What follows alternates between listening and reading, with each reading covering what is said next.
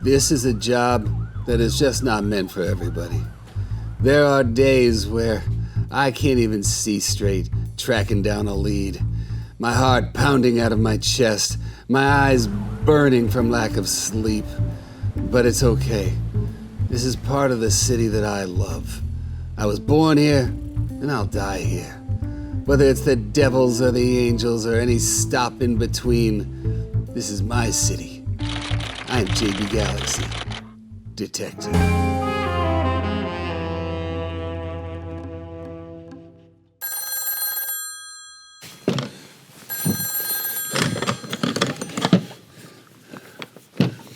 Galaxy Detective Services, JB Galaxy, how can I help you?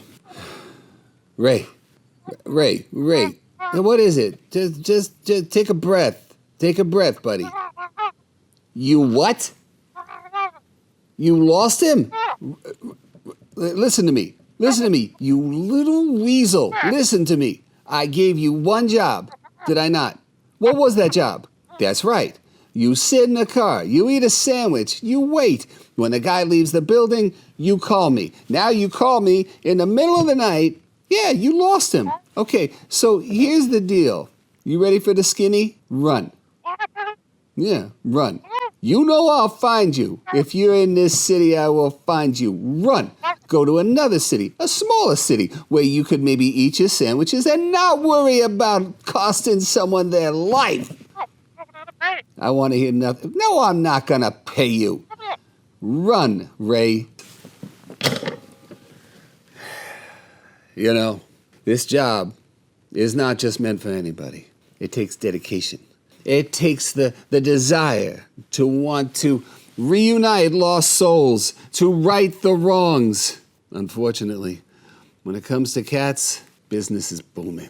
So, maybe I need like an apprentice. I need someone I can trust. Maybe that's you. You might be able to be a good detective. Don't get too big for your britches. I will teach you. So sit back, take notes, and learn detectivism the Galaxy way. So here's your first lesson on cat detectivism. Here's the thing that I have noticed the most, is when I come into your house, who am I? I'm just a guy looking to get the clues. And you are living in the story. So the first way to be a good detective, just the facts. So what does it mean to live in the story? Let's face it, when your cat is painting your house with urine or poop, or cats are beating each other up, or scratching you and making you bleed, or making your children bleed, or whatever it is, these are human triggers that when they happen, you come up with all kinds of stories. My cat hates me. My cat hates my child. My cat hates it when I leave the house and looks for revenge when I come back. I bring a date home, my cat gets jealous, and then she pees on the couch. You know where that leads you? That leads you to have certain feelings about your cat that are not productive. Divorce yourself from the storyline. Remove words like viciously attack, or little devil, or he hates me, or he hates blah, blah, blah, blah, blah. Words matter. If I call you my friend the bumblehead, you're gonna take offense to that. So the same thing works with your cat. You don't call him a little devil. You don't call him a cat from hell. You know what I'm saying? Stay away from words that do damage. The next thing you do is take the actual temperature. And a lot of that is a story. There is a history with a cat in the home. The cat, as they interact with other animals and other humans, there is a timeline. Take that timeline. And also remember that timeline often begins before you ever said hello to your little four-legged friend. Many cats either came in off the street or they were adopted from shelters, and their story started before you. There is trauma. There were injuries. Once your cat was a part of your house, or cats, then we have to start looking at the comings and goings. How have relationships changed over the years? Have we had the addition of new animals, new children, new boyfriends or girlfriends or husbands or wives or roommates? Have you moved? When did you move? All of these things affect a cat's perception and affect their cat mojo as well, their confidence. So take a complete physical history. One word that I would like you to always avoid: random. It's never random. Life does not happen in a vacuum, my friends. There is always context, and that is your job as a detective, is to find that context. Is it true that there are certain cats, as there are certain humans, who have a little something going on upstairs, who just need a little bit of help, and because of that, it might seem random? Sure. But you're not going to make that decision until you have exhausted all of the possibilities. The most effective thing that you can do to be your own best detective is to start a journal. And every time something happens, you write it down. Not just, Chester the cat peed on my couch. Damn you, Chester. No. What time was it? When were they last fed? Were they, as the kids say, hangry? What was happening outside the house? What time did somebody come or go, human, from the house? So just write it all down every time it happens. You don't gotta be writing war and peace here. Just a couple of bullet points and that'll get the point across. But try to get your clues. Try to say, I observe. I don't think. I don't feel. I don't intuit. I observe. And this is what I observe. Another part of your journal here is how to start observing your cat's body language. Did you see a hint right before it happened? Were your cat's ears back? Were their eyes huge? Was their back twitching? Were they hiding? Is there something about their behavior that made you go, Chester's not doing what Chester always does? And then 20 minutes later, we got a problem. That, my friends, is a clue. The next part of detectivism is following the trail of evidence around the house. I call it the anti-treasure map, because at the end of the day, when you find something, you may not be thrilled about it, but it gives you a clue. So let's talk about cat pee. When it comes to your anti-treasure map, put an X. I'm talking about a literal X on the floor. Put a piece of tape there, because I'm telling you, everything that you think is random, when you see it happening over the course of a week or two, suddenly patterns emerge. Now that you put an X down where the accident happened, the next thing you do is look a little deeper. In my experience, a black light is your best friend. If you don't have one of those and you might have a urine problem with your cat, man, you're missing something big. When you turn off the lights and shine that black light, not only are you going to find the places to put your X, but you're going to find patterns. And I mean literal patterns. Like, what's the difference between pee that's on a wall? Well, we know that that's called marking. Your cat is marking their territories. Often you'll find that under a window, by a door, something like that. Sometimes you'll find little drips that go across the floor. Often, that's a reason to go to the vet, because that could be a urinary tract infection. The cat is straining to pee. You've got times where there's just a puddle. Where is that puddle? Is it in the middle of the floor? Is it by a wall? Is it up on the countertops? All of these things provide clues.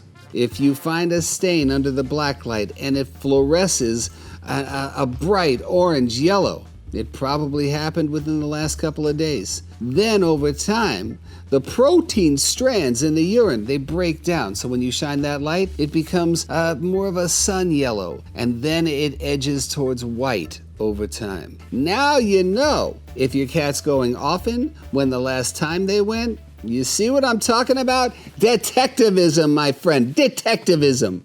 Now, just because you're making an anti-treasure map doesn't mean it's all about urine. No. When we're talking about aggression, then we're also talking about the anti-treasure map. Where do these fights occur? Again, not random. It could have anything to do with food supply, how furniture is arranged, what humans came and went out of the room. For instance, did you just have a gathering of humans in the house, all loud with their gimlets and their laughing and their stories about their successful family lives? Anyway, when these people leave the house, maybe a fight breaks out then. Now we understand. It's about overstimulation. You see what I'm saying right now? The anti-treasure map, where things happen, when things happen, what was the context, these things are essential. You know, I gotta say, one of these newfangled inventions they're telling me about, they're surveillance cameras. You know, you get them, you put them up in the house, and they're motion activated, they have night vision. I don't know if they're lying to me about this or not, but I hear it's real. Now listen, I don't know what Wi-Fi is, but apparently these cameras can hook into that? I don't know. This is over my head, but I'm telling you, it replaces detectivism just to a degree, you know? Because you will know when it happened. If you have a multi-cat household, you will know who did it, and that's a real big one. Who done it? Well, now you know. Use whatever is at your disposal to get what? The facts. And get what? The actual story. Now that you've got a history, now that you've got a beat on the story itself, now you've got clues, now you've got context, the one thing that you might be missing, my friend, is thinking like a cat. And that's something that I know how to do a little bit of.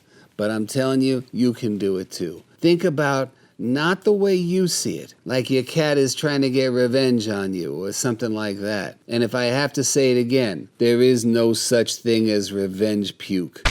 Think of aggression, think of litter box problems, think about these not as a slight against you or they're trying to say something to you. No, this is about them. It's about stress, it's about anxiety, it's about fear, it's about pain, whether that is mental anguish or physical pain. You gotta know what's unusual for cats and what is usual for them. What is usual for a cat whose head is always supposed to be on a swivel when it comes to territory. That cat will be acting out in ways they never did because they feel their territory is threatened.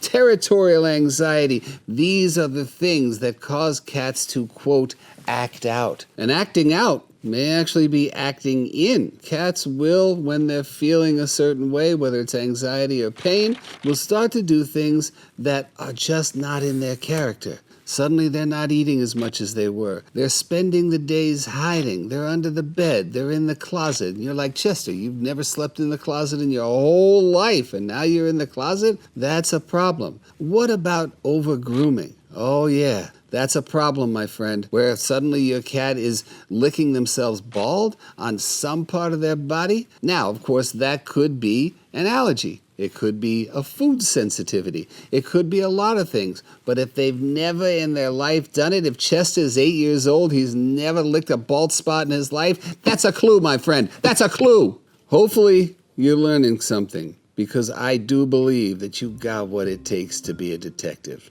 I can feel it. You will find clues, you will find patterns, and you will solve the case. Now, of course, you can never replace a detective like JB Galaxy, but you can get a start. And when you're ready, my friend, call this number, because I'm in need of a good apprentice, because raised in Jersey City by now. I gotta take this. Get to work. JB Galaxy. Yeah, I was afraid of that.